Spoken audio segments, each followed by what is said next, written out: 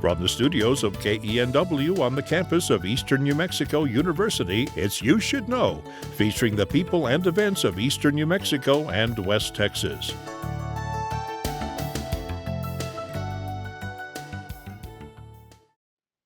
Welcome to You Should Know. I'm your host, Evelyn Ledbetter, and today our special guest is Ryan Craig. He's our 4-H Extension Officer here in Roosevelt County. Ryan, thanks for joining me. Thanks for having me. For sure. Yeah, definitely. We've known each other for a Quite quite a couple little years. years, yeah, we don't wanna say any ages though, see. No, 39 plus change here, so we can't talk about you being where you're at. Yep, for sure. So you're the Roosevelt County Extension Agent here for us, and Yes. let's go back and dig a little bit back, just your history of where you're from and where you went to school and those kinds of things. Scary to talk about. I mean, I'm a homegrown kid. I mean, I grew up in this part of the world. I grew up on a little farm and ranch there in between Elida and Doran, about 7 miles Okay. south of the Highway 114. So I grew up there. I graduated high school from Dora. I actually came to school and got my bachelor's degree here at Eastern. Oh, very nice. Thought I was going to become an ag teacher. It's one of those things that when you know people, like the county manager at the time, she makes you or pushes you into applying for a job that you didn't know you really wanted. Uh, but she kind of forced my hand. I was wanting to Okay. be either an ag teacher or a farmer, and I ended up getting a little push into this position, and I've currently held this position for 10 years, and it was one of those things that I was able to get my master's degree through NMSU Okay. with holding this position, so it was beneficial to me Sure. throughout, and I thought, Sure. I'll be here 3 or 4 years, and then I'll go do something else throughout, but it's one of those things that when you got a passion for kids and you got a passion for agriculture, it kind of fits, and I've learned to like it. I've learned to enjoy it. I mean, there's ups and downs with every Sure. job, but this one, for the whole, through 4-H in Mhm. Roosevelt County, and being that I am a homegrown county kid, Right. I mean, you take a little more pride and a little more hope, This is and your people. my people, and that's not always a good thing. Like I said, it's not always a good thing, but it does make it easier. Sure. Sure. Yep, You do know the culture and the people and yep, the things, but yeah, background. like you said, sometimes if people want favors and you know them, it's a little Mhm. harder to say no. Got Yep. to treat everybody the same. And that's the deal. I mean, and it's one of those things that I didn't really know exactly. I mean, I was in 4-H growing up, but we didn't take as much effort in 4-H as I have in these past 10 years. But it's one of those things that now looking back, I wish I would have done more of this. I'd have had the ability to talk a little more, hold maybe a state office. I mean, we were laughing in Roosevelt County now. I mean, from the time I've started, I think I've had I've had 14 state officers, some ambassadors, Wow. and diplomats. So it's one of those things when you push those kids to do better and be better, it's easy to have them, I mean, do things and be better and have the ability to continue their career and things they might Sure. not know. Well, tell me just kind of the basic philosophy and how um, 4-H started, I believe, 1902. Yep, So like I say, 121 way years. back when. I mean, the beauty of 4-H in New Mexico and throughout the United States. I mean, we're not all the same, but it's a pretty unified organization per se. So it's one of those things that 4-H is in every county in pretty much the whole continental U.S. Depending on if they have a cooperative extension service. That cooperative extension service is based out of most land grant universities. So Explain like what that is, a so a land land grant. grant university is a university that was built. I mean, it was one of the startups that Okay. actually started back in the good old days.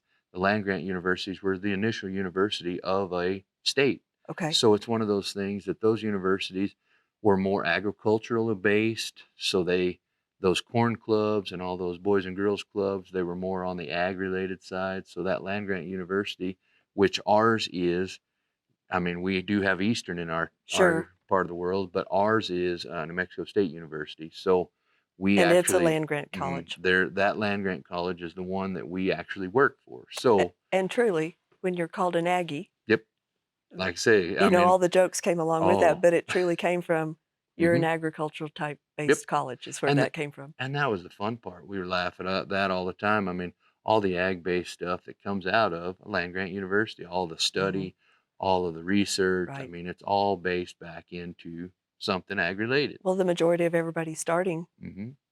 in the US Was was ag-based. Yep. Everybody had some land and You had grew the things and had gardens and animals and those sorts of things. and that's the good part about 4-H, and that's the beauty of 4-H. Even in our small little community, you don't have to have 50 acres and 2 head of cows, or you don't have to have anything. And that's where the beauty of the 4-H program is branched out throughout the years into, baking, sewing, model rockets, are like we talked a little bit earlier about science, technology, engineering, and math.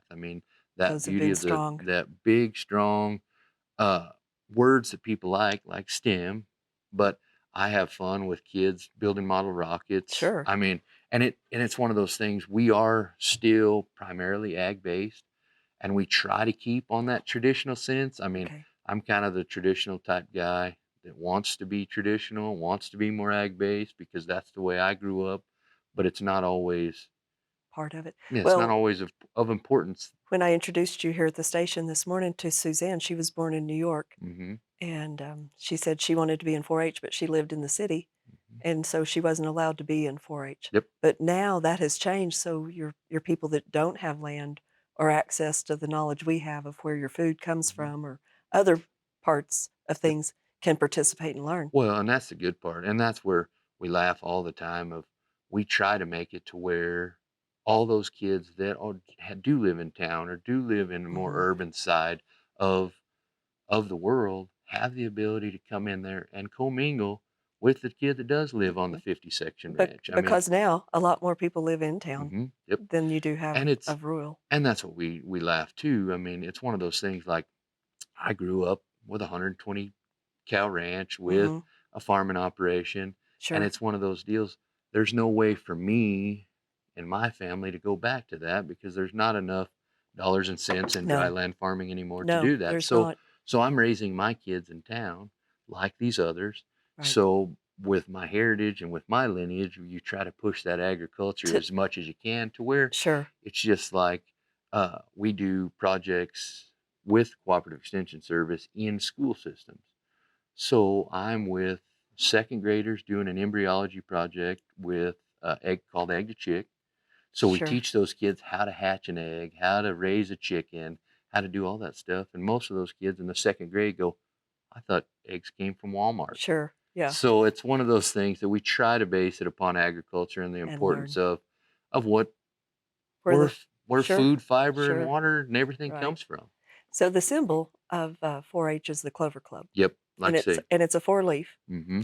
So So head, heart, health, and hands. So it's all the service that we can do through 4-H for people in the community. So, like you say, I use my head for clearer thinking, my heart for greater loyalty, my hands to larger service, and my health to better living for my club, my community, my country, and my world. So it's one of those wow, things that that's people really look at the cool. motto and they think, How can I go oh wrong yeah, with how that? can I go wrong with that? And how can I not raise a kid to be A a good person. productive We kid? don't have to deal with politics or Hmm. which side you're on or anything Yep. else. It's just basic values that you want Hmm. every child and every person to And have. and they're simple. Sure, That head, heart, health, and hands is a simple motto. It's a simple, that's easy cool. deal that as of right now in Roosevelt County, we have 181 4-H members. We're always shooting for more. How many hundred? 181. And that's the whole that's all of Roosevelt That's County. just Roosevelt County. Okay. So all the surrounding counties have their own numbers, and there's always a bunch. But it's one of those things when you have the ability to touch 181 kids. That's huge. You have the ability to reach out to their friends, their peers, their families, and teach them something that maybe they don't know. Sure, sure. And like we were talking earlier, we don't have behavioral issues in a 4-H club because we keep kids' hands busy. You know what I mean? It's just like me and my brother's idle hands, but it got us in trouble. So, And probably did on occasion. yep. But through 4-H, we have Mhm, all of these right. projects that we can actually go through and do, and I don't remember how many actual projects in 4-H, but it doesn't matter what the kid likes. I have something You for have them. something. Well, I So, remember my son, he entered the fair, and it was, Legos and things hmm like that, and yep. he would win, and or they grew, some of the crops that we actually grew at the Yep. farm, they would enter in the fair. Well, and that's what we left because, like, going back to the fair stuff, I mean, all of those things, everybody thinks that we're just livestock. We're just Sure. particular the goat, the sheep, the hog. Well, that's not the bigger project area is going to be those indoor projects where the little girl and grandma build a quilt Or the little boy or the anymore. little boy. Yeah. I mean, we did a quilt camp not too many years Yeah. ago, and the boys, and it was the father and daughter That's cool. that actually did the winning because the mom's like, I'm not a very That's good not my sewer. deal. Dad's way better at it than me. And you know what? They built a beautiful quilt and had the ability to do it together. Sure. And then you look at the people in ag-related stuff. I mean, building things or Mhm. showing their produce off or showing just like Right. us. I mean, building a poster of whatever your project was. Whether you liked wildlife, whether you liked dogs and cats, There's whether something you in like that. poultry. There's something for everyone on that side of the fence, and maybe you don't have to own that animal, That's but true. you can do an educational poster for it and still There you enter it. go. And you can still enter it in the fair. Still be involved Hmm. in it in some way. Yep. What are probably your top projects that most kids gravitate towards? Well, Probably we the livestock is a li pretty big you part of it. know, not really. No? I mean, That's the livestock's the one that we gets all the know most gets it the gets the most most hype. You it know, does. it does get the most hype. It It gets does. all The bigger the dollars and glory, yeah, sure. the glory of. But I want to say the biggest projects are probably like wildlife or on to shooting sports stuff. Okay. And that's where I actually met Mhm. you was, Yep. um, our kids were involved in the shooting Mhm. program and taught a lot of the foundations of responsibility. I mean, Yep. the group of that. You wanna why heck, Youth Hunter Education Challenge Like I was a say, there's pretty so huge. much of that that actually teaches a kid something, and that's what we laugh all the time that we look at, like our shooting sports program. Mhm. We have as many kids in a shooting sports program as we do in livestock projects. So that shooting sports program is vast and it has lots and lots and lots of rules and Sure. regulations, like always. But it's one of those things we teach respectful firearm handling, we Mhm. teach respect of one another. Right. And it's one of those things that we don't want a kid ever to be afraid of one. We want them to use them as a tool because that's what they are. They're not something to be afraid of. They're a tool. And that's the way I teach those kids. And have respect for Have that and what respect they for can it. do. Just like a pencil can hurt you, Sure. just like words on a paper can hurt you, this firearm could hurt you as well. So, I mean, it's one of those things that through 4-H and through the program, we use lots of different tasks and different projects and Right. different things to build that better Well, kid and community. and that program also taught orienteering Mm-hmm. with a compass, Yep. not with your phone and your GPS and Mm-hmm. drop a pin, Yep. but with a compass. Hunter ID, or I mean, Wildlife wildlife ID, ID. Mm-hmm. hunter safety, and Yep. then what was the other landowner rights? Oh Like yeah, like say all you that kind taught of. the kids the respect of Mhm. other people's property Yep. and And being that's good the fun citizens. part. We don't talk about it as much as we should, but we judge just like they do in an FFA program or another ag Hmm. related program. We judge as well, and those kids can judge wildlife, Right. livestock. They can judge all these different things, horticulture, Hmm. and the beauty of a horticulture contest teaches these kids to be better consumers. Sure. So it's you're I'm taking a 9-year-old boy or girl and teaching them how to go and pick produce or teaching them how to Exactly. say a poem in front of people. So and that's where I wish I would have got into that a little more is the public speaking side of it. I mean, the beauty of gift for gab, I mean, it's one of those things that it's hard to learn. It's hard If for it those doesn't to come natural, yes, it's hard to if learn. it is a And skill, and those things that kids get nervous about or nervous at school about, right? even standing up in front of talking to their own Sure. classmates or peers. I That's probably mean, the hardest part for mhm, me. I can and talk in a group I don't know much easier than people yep, that know you I or know and have, I'll see again mhm, afterwards. and that's the fun part about 4-H. There's so many different avenues of education, whether it be book learning or hands-on learning or play-by-play learning, Sure. that we can actually, I mean, teach those kids throughout. Well, That is and a lot of good. everybody's home life is different of whether Hmm. you have two parents or one parent or possibly grandparents or a Hmm. cousin or Yep. whatever your life is. So it's great.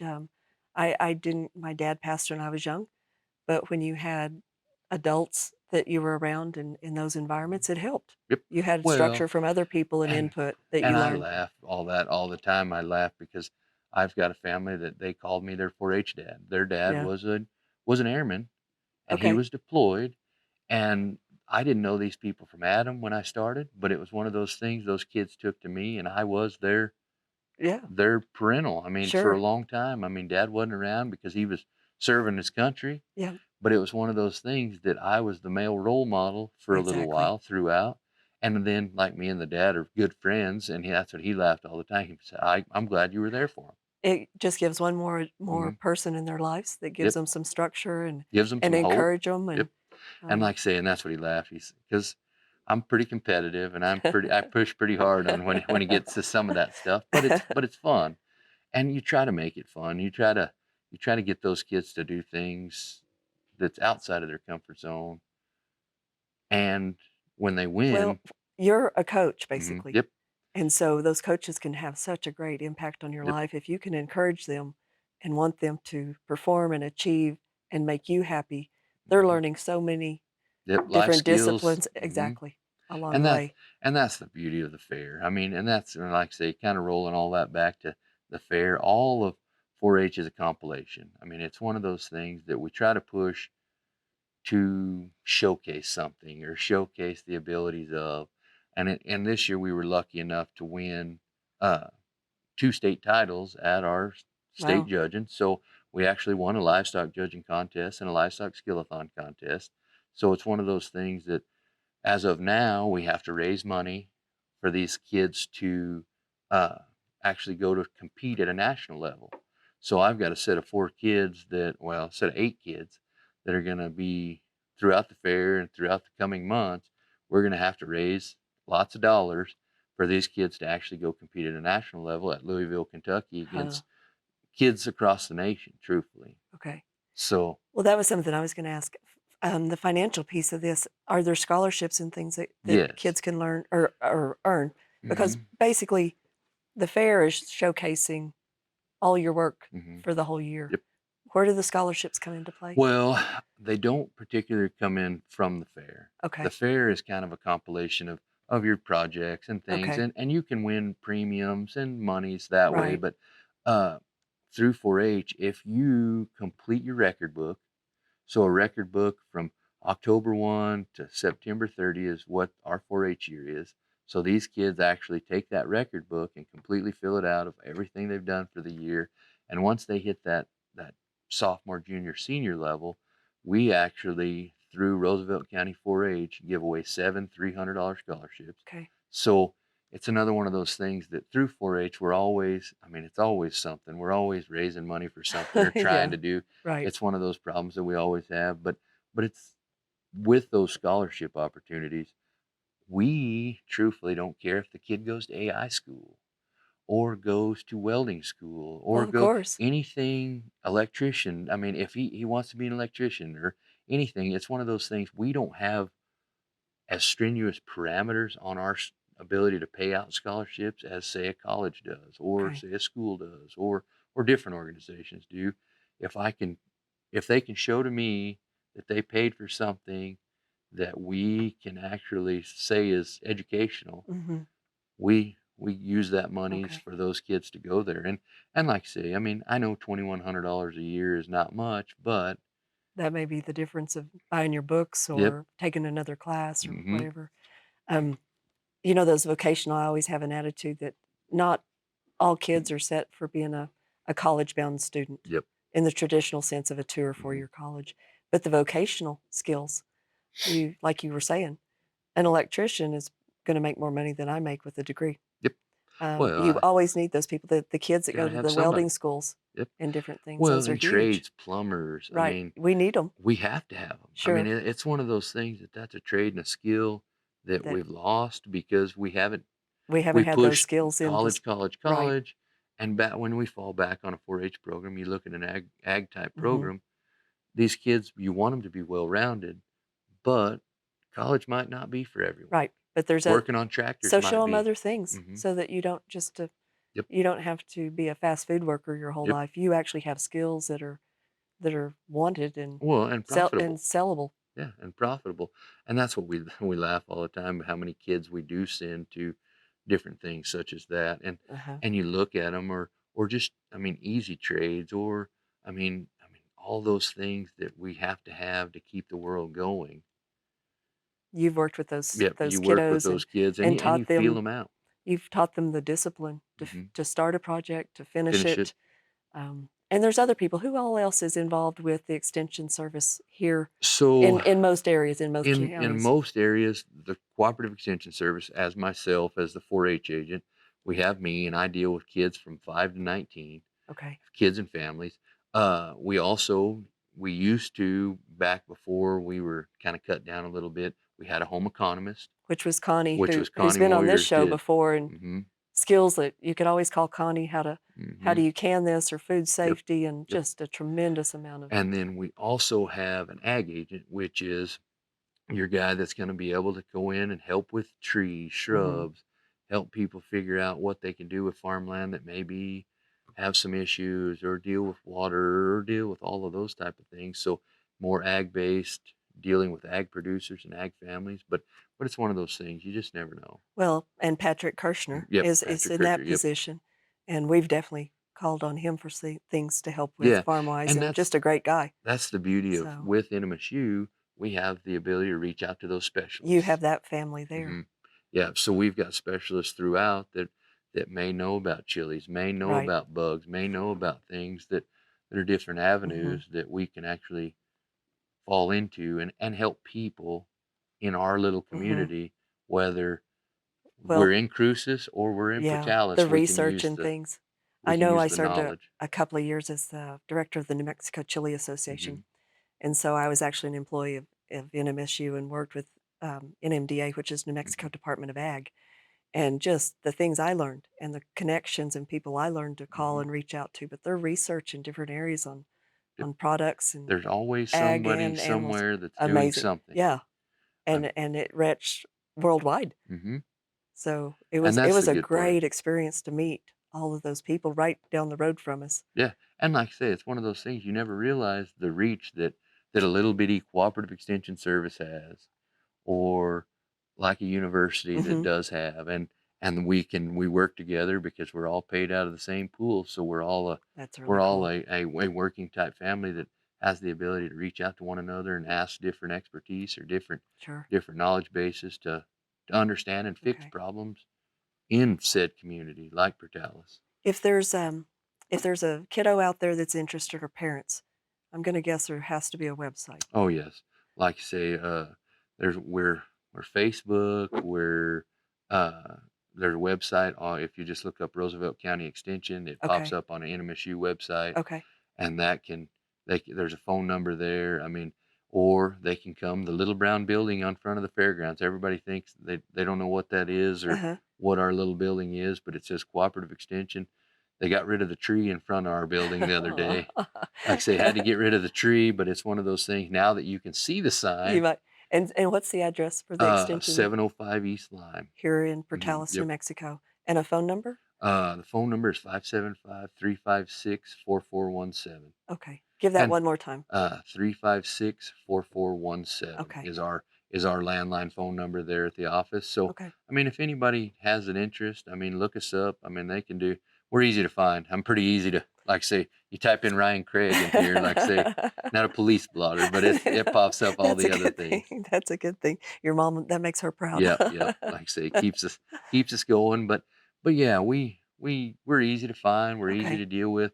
My secretary's always there. She's a blessing for us. I mean, she's the one that keeps the wheels rolling in extension. So Keeps you in line, yeah, hopefully. keeps us going anyway. Like I say, keeps us Well, knowing where we're headed. and most fairs typically happen in August, September throughout the state. Yeah, like So, I say, some of them are a little early and some of them are right. a little late. But the good part about the Roosevelt County Fair, I mean, it's one of those things that it's coming up, like I say, next week, and it's one of those deals that, I mean, we're gonna get to showcase lots of stuff, and Cool. we're gonna get to see all the livestock projects as well as the indoor exhibits from the community. I mean, And if people have interest, this is a great time to go out and see Yep, what all the see it. projects are, and if they have Mhm. children or grandchildren or Yep. nieces, nephews, anybody, friends, Well, it's and a great way to go and look and even if they do, I mean, sure, it's one of those right, things they can swing by the office, get a fair book, say they quilt and didn't realize they could enter it in the show. right. So it's one of those That's things true. that, I mean, they can enter it. We do,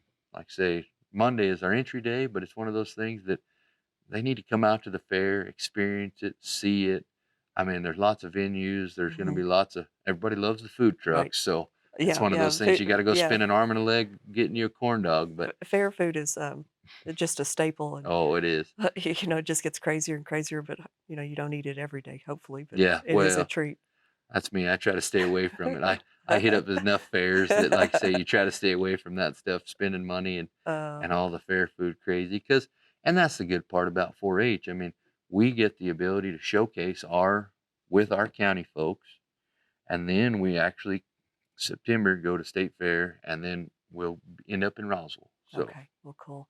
Well, Ryan, it's been a pleasure yep. having you here today, and I didn't realize I learned a lot of things when I did some research and talking to you today of what all's out there. Like I say, But there's lots of stuff for sure. well, And I mean, if anybody wants to get in touch with us, just look us up and cool. we can make it happen for them. Well, appreciate you being here, Yep. and we'll reach out to you probably again. And for all of our viewers out there, thank you for joining us, and we look forward to seeing you next time.